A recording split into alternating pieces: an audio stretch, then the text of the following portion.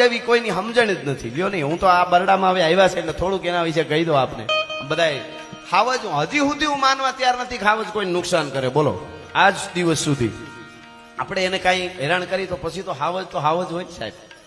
અને એક જ પ્રાણી એવું છે કે જે ખાધા પછી કદાચ મોટા ભેંસાને પાડાને મારી નાખ્યો હોય કે ભેંસ મારી હોય, પોતે ધરાઈ દે ને 1.5 કિલોમીટર કરમદીના ઢુવામાં સૂતો હોય કે હવે જેને ખાવું હોય ખાવ. શિયાળિયા ખાય, કૂતરા ખાય, ગીધડા ખાય.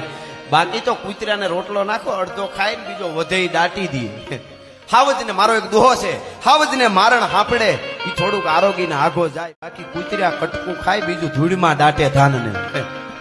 હા, અને ખવડાવી દે એને જ હાવજ કહેવાય.